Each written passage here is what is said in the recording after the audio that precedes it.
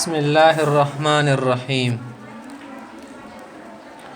وعن أنس رضي الله تعالى عنه أن النبي صلى الله عليه وسلم ومعاذ رديفه على الرحل. حضرت انس رضی اللہ عنہ روایت کی آپ صلی اللہ علیہ وسلم نوستو پسورلی بندے او معاذ رضی اللہ تعالی عنہ دی اغر ردیف ورستن وسره نوسو.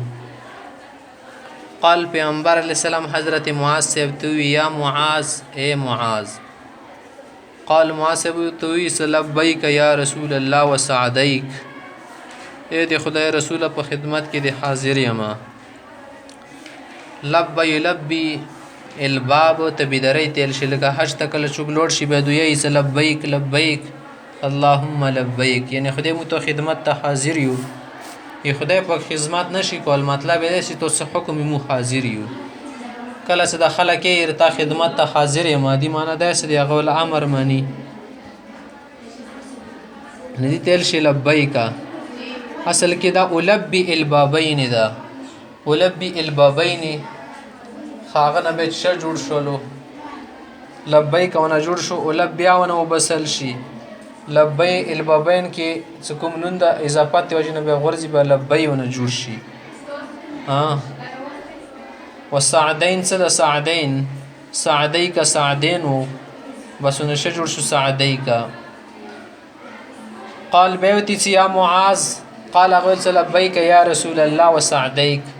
قال بيوتي يا معاذ قال غلت لبيك يا رسول الله وسعديك ثلاثا درج لدسيوكو. پیغمبر علیہ السلام درې وری आवाज ور کو درې وری هغه نه جواب غوښته دي مطلب څه شو دي خبره ساره خبره اهمیت سره سړی ورزدا کی سکله وا خبره اهمیت سره هغه د پاره کې دی چې ځنځو کې سړی درې وری غوښتنه وکي مقصد سی توجه طلب کول نه درې وری आवाज یو تو کو کامله توجه حاصل ولا څه مکمل توجه شي خبره ته او معاذ ته اهمیت خیال څو ګوره درې وری متو ته आवाज وکړو دی معنی ده چې دا خبره اهمه ده. خبره څه ده مخته بیا فرمایلو. قال ما من احد يشهد ان لا اله الا الله وان محمد رسول الله صدقا من قلبه څکم سره دا کلمه په سچ دل سره وای الا حرمه الله على النار خدا سړی به خدای پاک جهنم باندې حرام کی څه معنی دي سړی به جهنم ته تلل نه کیږي. ظاهری معنی ته وګورئ الا حرمه الله على النار خدای پاک به دا سړی جهنم باندې حرام کی اگر څار قسم ګناه کی دا معنی نه ده. کسر دی کلمه والا نور اعمال کی پابندی نه کی بیا معنی ده سرمشه ده پر کافر غنی پور باندې حرام شو نه کافر غنی برمشه نه سيزي هدا کې دل شي دخول اولی جهنم تو شي دخول اولی منه اواله کې داخلي دل بیا نو ورستره وزي دا کې دل شي یا دا معنا کې دل شي څنګه کدا کلمه وایل نو جهنم باندې حرام شي سمانا څکه سارا دي اعمالو دا پابند هم وسیدلو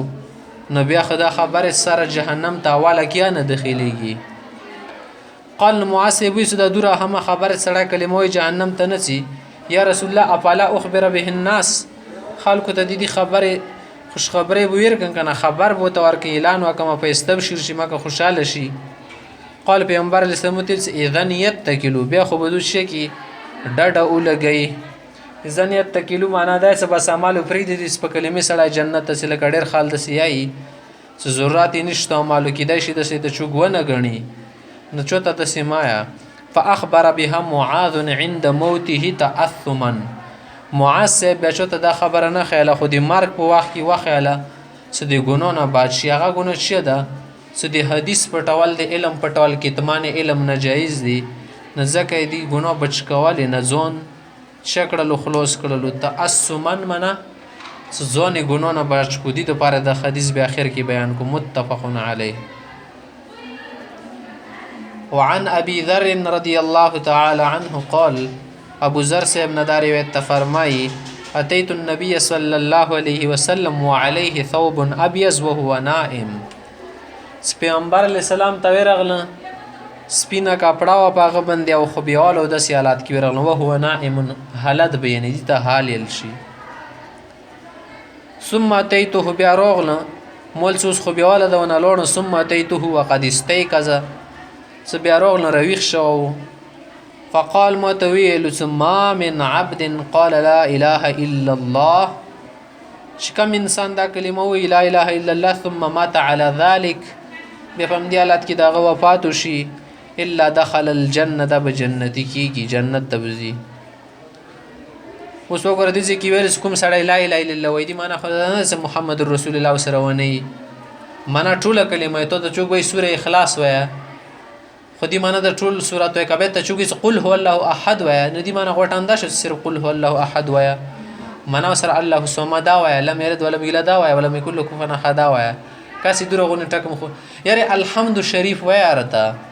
الحمد شریف معنا ده الحمد ولد والین امین پره کچوک به تاسو سره الحمدلله سورات رته ندی معنا خدای سره الحمدلله الحمدلله الحمدلله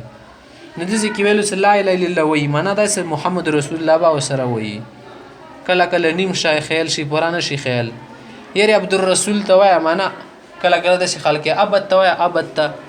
کله کله خالد سي کې ارشد الله توای معنا ارشد توای، کله کله ارشد درو چوګي ارشد له درو وګدانه ما دی خیا، کله کله ځون بن نامخه حاجی پیر پزبل وزرو دي چوګل شي پیر دا کړه پزبل دا کړه داري پیر خاتمه باز خاتمه ګل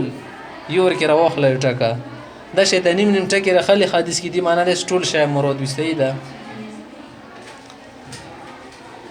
څکله معاصب دا خبر ور د کوم سره کلمه وای به په دی حالت کې وفات شي د جنت ته ځي. قلت مودي چې و ان زنا و ان سرق،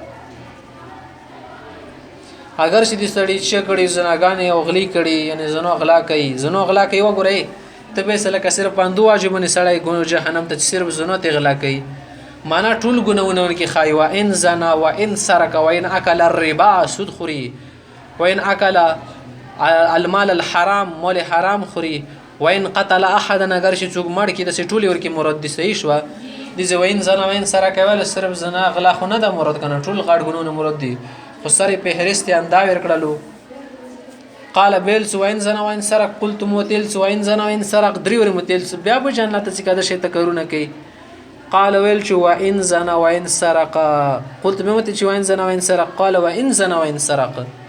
هغه بل سا بالکل کا غلای کړي او کا زنای کړي نور کړنی کړي باب جنت ته على الرغم عن في ابي ذر، اگر شي د ابو ذر ولا پوزه په خاورو کې کا کړه شي دا ټکه خال رغم ډیره خرابیون رغم یی على الرغم على الرغم عن في ابي ذر چې د ابو ذر پوزه په خاورو کې کا کړه شه. اوس دې کې د على الرغم عن في ابي ذر خدا منه نه ده کنه چې پیغمبر سم تخیری کوله دا بساسي کې کله کله ال شي سړی د سیغه کې روشي بس به د شي ته خبرې کې چې الله دې وایا الله باندې رښتیا نه وي چوز لکه چې الله وایي هم نشه کله کله خلای الله د ویخ نصاره پر غار کا ته د شي تویل کول دا کور معنا دا نه د رښتیا غار کا بس داسې خال خبرې کوي دا عادت ته محاورین ال شي نراغم رغم چې شتل شي راغه ما اخی تل شي څه پوزه د لکه کړه کې په خاور کې رغام راغام چې شتل شي پوزه په خاور کې کړهول کر اختیار سره دا دوا شي کنه بیا خو دوا ده کبه بد دعاونه جوړه کې به خیریا جوړیږي ز پوزه د خاور کې کړه شه سمانه خدای د ذلیل کا کله چوک لگا تدیر کې وا ورسي پټ په څړ باندې به پیزه د خور کې کړه شي سره سره ډیر باد لاګي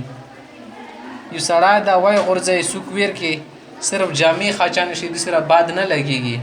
خکه دوره وا غورځي صدا پیزه کې ګل کې خاخ شولا نه ظاهره خبره صدا به صوره باد شي خال وای سره خري ذلیل کړه پیزه خولي کې ور منډلي او تانده شته کګلو کې کا کاړ کړه ایوای دا معنی بل دا معنی دا صدا پیزه شولا د ټند شدای عزتمن حصہ د په بدن کې جز ده سکلا چوک د خزلیل کی کنه به درنیسی به د پوسه وخت سید سټ